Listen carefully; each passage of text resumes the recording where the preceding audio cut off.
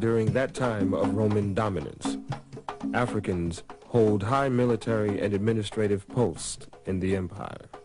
The Romans and the Greeks had no color prejudice comparable to the kind of prejudice we would know later on. Otherwise, why would 3 Africans become emperors of Rome?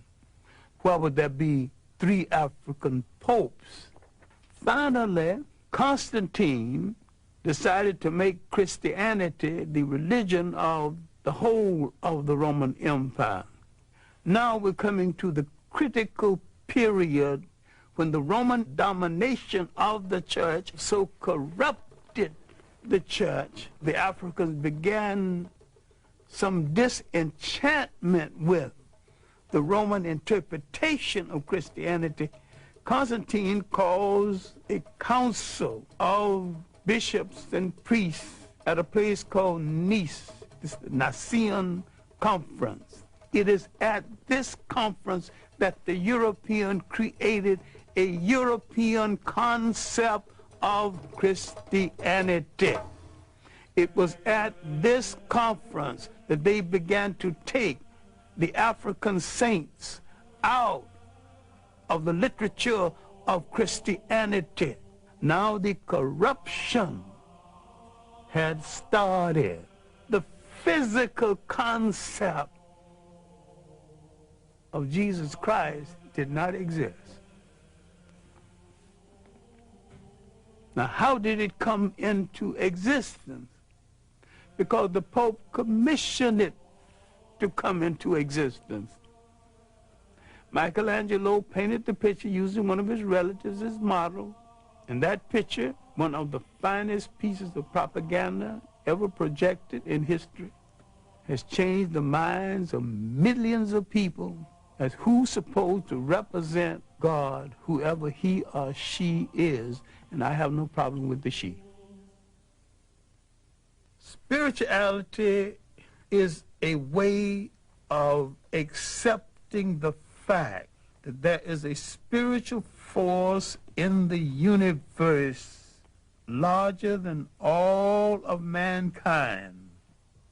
But someone had to come along and invent a word called God. And someone had to say of another God, and say, mine is better than yours. And someone had to create faith. Someone said, I have the true faith. Religion is the organization of spirituality into something that became the handmaiden of conquerors. Nearly all religions were brought to people and imposed on people by conquerors and used as the framework to control their minds. My main point here is that if you are the child of God and God is a part of you, then in your imagination, God's supposed to look like you. And when you accept a picture of the deity assigned to you by another people, you become the spiritual prisoners of that other people.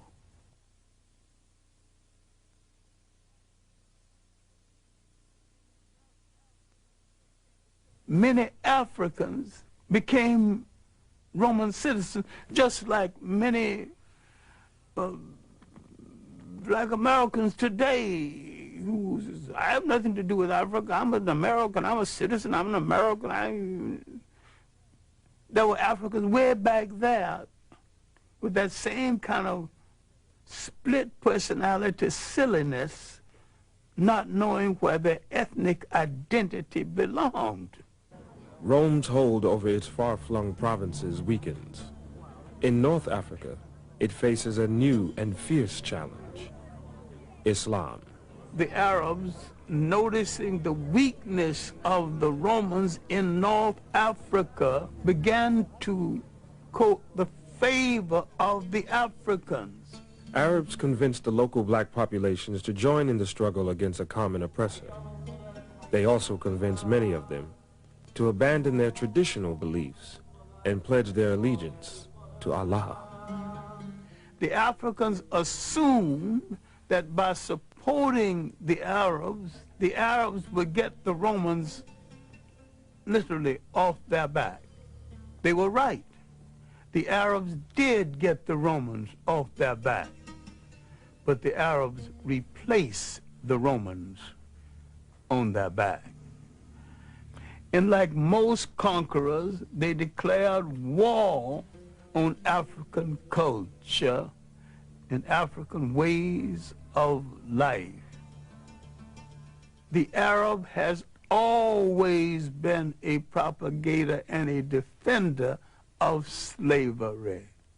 They've always rationalized slavery based on Islam. I do not think any religion sanctions slavery. And anytime you use a religion to sanction slavery, you're misusing that religion and misusing the word of God.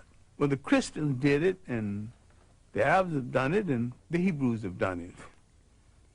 It's not right in any case.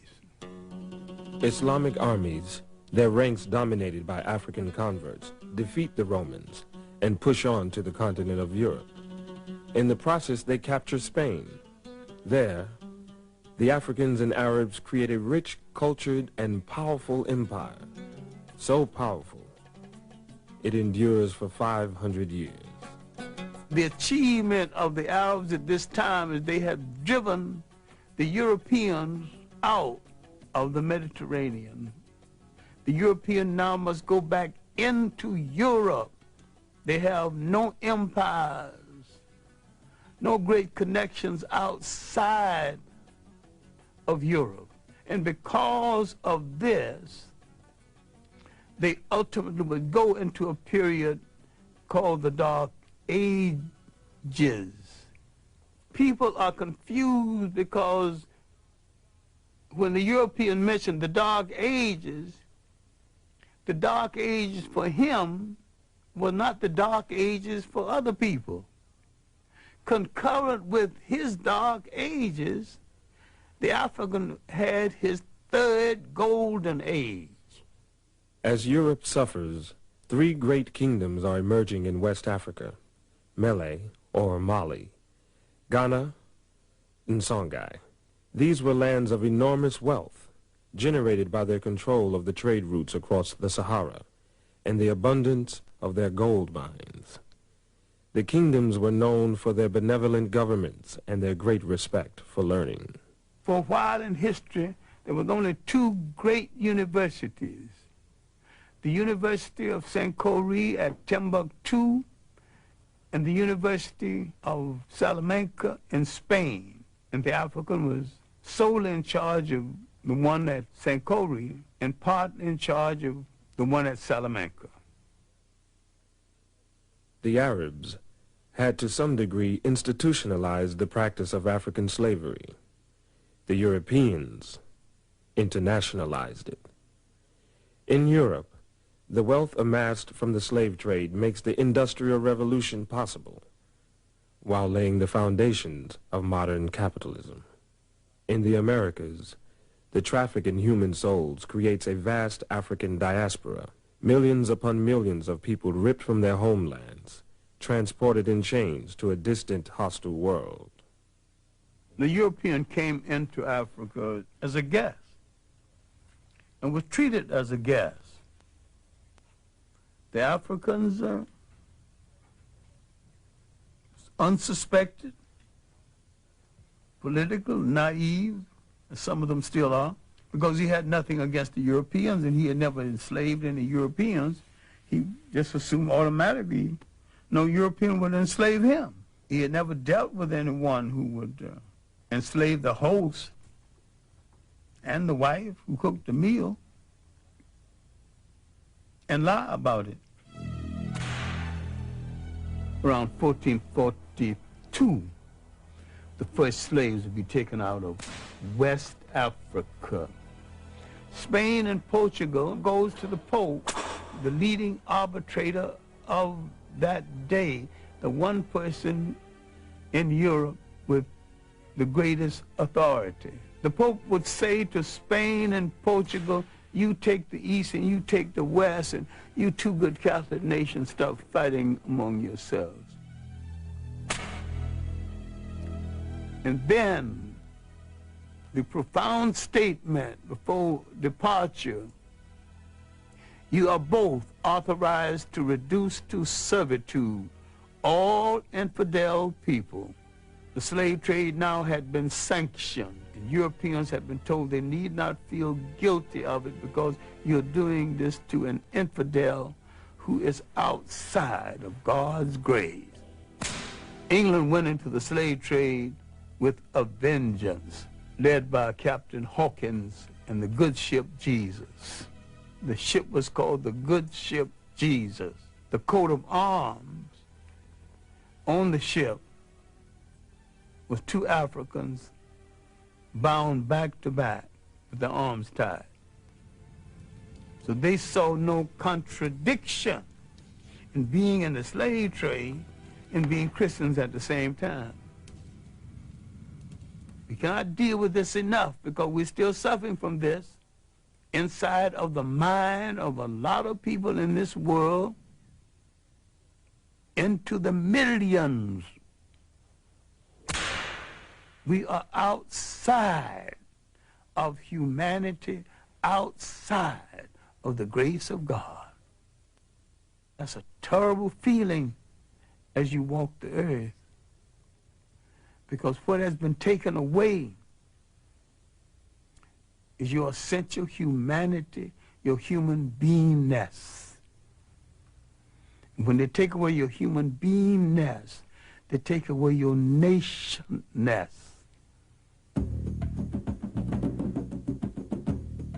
Early in the 19th century, the concept of slavery began to yield to the concept of colonialism, a more sophisticated form of slavery. Slavery as a system became unwieldy, and besides, there's a point where it was saturated. Everybody who wanted a slave had one, who could afford one. The European nations of size that did not have any portion of Africa began to grumble. At the Berlin Conference, 1884 and 1885, the European powers of substance who did not have any part of Africa now were given some parts. Africans did not fall at the feet of the European invaders. They fought fiercely, bravely, and continually.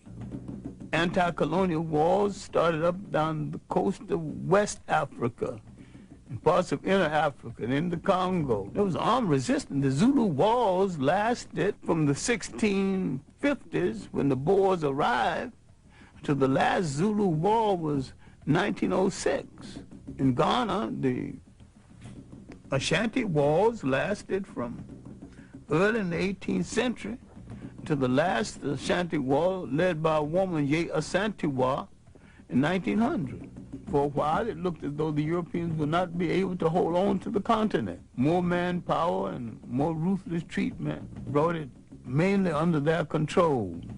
By 1884, 1885, and afterward, there wasn't no dispute about who was in charge of Africa, just who was in charge of what part of it.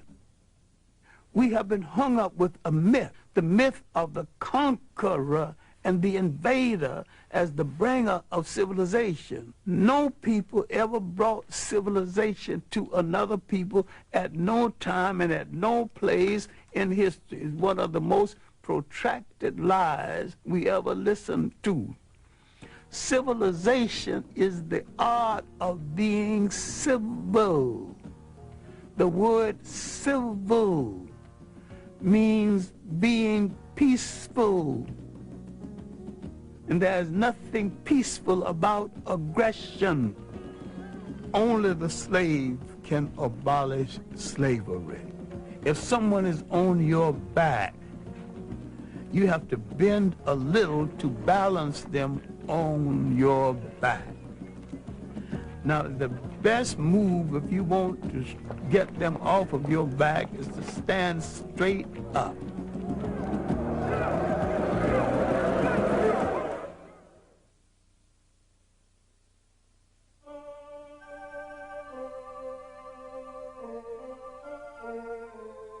There's something about an island, a body of water.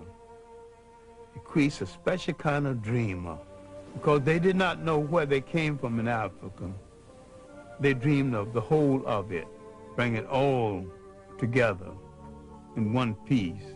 The seeds of Pan-Africanism, planted in the United States during slavery years, later flourish in the fertile soil of the British West Indies. Trinidad produced the three greatest Pan-Africanists: H. Sylvester Williams, C.L.R. James, and George Padmore. In Trinidad, they found the Pan-African League. H. Sylvester Williams would eventually call it Pan-African. He would call a conference in London in 1900. A few scattered Africans, a few people from the Caribbean, W. Du Bois from the United States. They did not ask for the independence of African states then.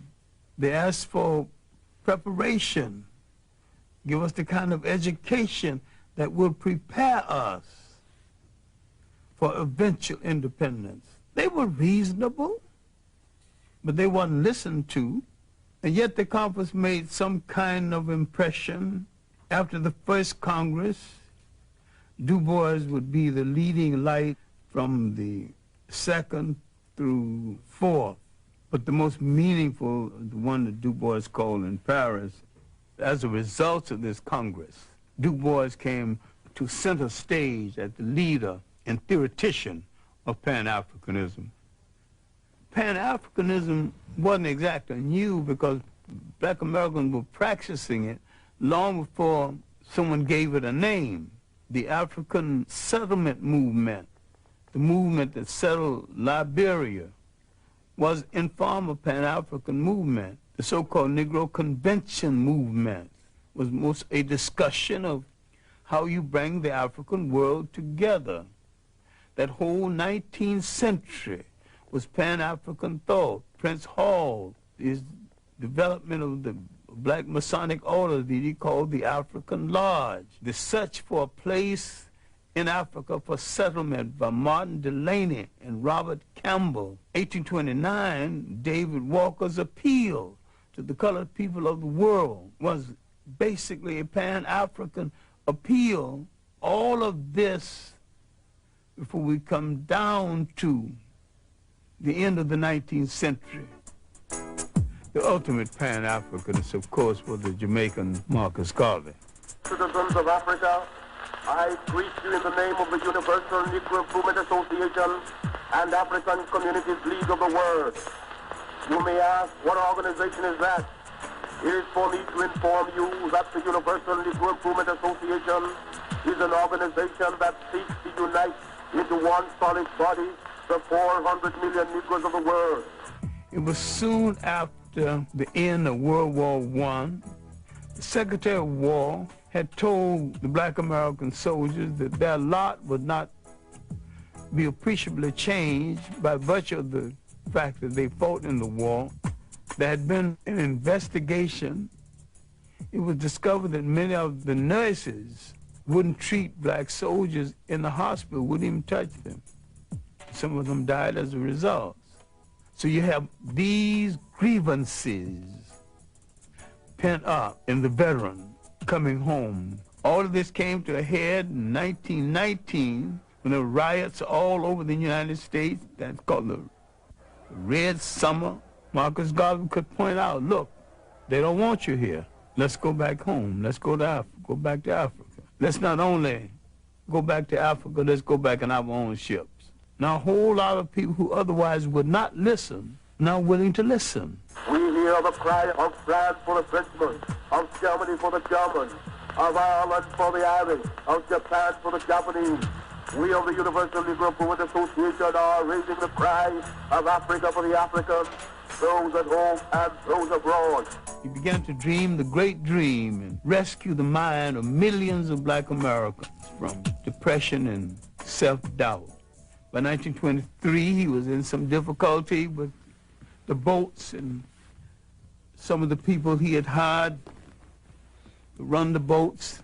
Terrible mismanagement and betrayal. He collected millions of dollars from black Americans to buy these boats, and these boats were old and not as seaworthy as he thought they were. Garvey moved over large territory, maybe too fast, and yet he built the largest movement in black America before or since. There needs to be a reassessment of Marcus Garvey and his long-reaching effects. He called attention to what slavery and colonialism had taken away. They took away a concept essential to all the people in the world. They took away the concept of state management and state maintenance. Once you are taken from the geography of your origin and forced to live in a state designed by others, you're still the slave to the man who's astute enough to control a container called the state.